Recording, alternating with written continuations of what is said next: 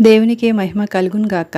మన ప్రభువును రక్షకుడైన యేసుక్రీస్తు నామంలో మీ అందరికీ వందనములు. ఈరోజు పరిశుద్ధ గ్రంథంలోని వాక్యపఠనము కీర్తనల గ్రంథము 119వ కీర్తన 81వ వచనం నుండి 96వ వచనం వరకు. నీ రక్షణ కొరకు నా ప్రాణము సొమ్మసిల్లుచున్నది. నేను నీ వాక్యం మీద ఆశ పెట్టుకొని ఉన్నాను. నన్ను ఎప్పుడు ఆదరించదవో అని నా కన్నులు నీవిచ్చిన మాట కొరకు కనిపెట్టి క్షీణించుచున్నవి. నేను పొగ తగులుచున్న సిద్ధవలెనైతిని. అయినను నీ కట్టడలను నేను మరచుటలేదు. నీ సేవకుని దినములు ఎంత కొద్దివాయను. నన్ను తరుమువారికి నీవు తీర్పు తీర్చుట ఎప్పుడు?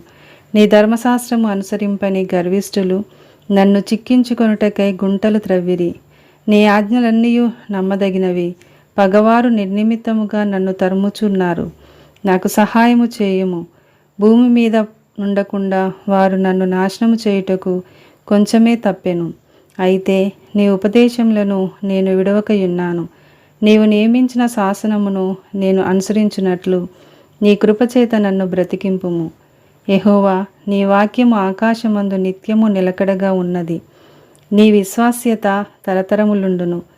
నీవు భూమిని స్థాపించితివి, అది స్థిరముగా ఉన్నది. సమస్తము నీకు సేవ చేయుచున్నవి. కావున నీ నిర్ణయము చొప్పున అవి నేటికి స్థిరపడి ఉన్నవి.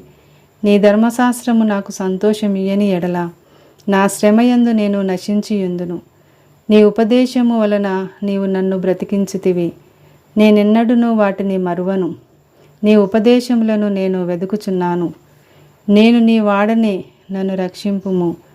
నన్ను సంహరింపవలనని భక్తిహీనులు నా కొరకు పొంచియున్నారు. అయితే నేను నీ శాసనములను తలపోయుచున్నాను. సకల సంపూర్ణతకు పరిమితి కలదని నేను గ్రహించియున్నాను. నీ ధర్మోపదేశము అపరిమితమైనది. ఆమేన్.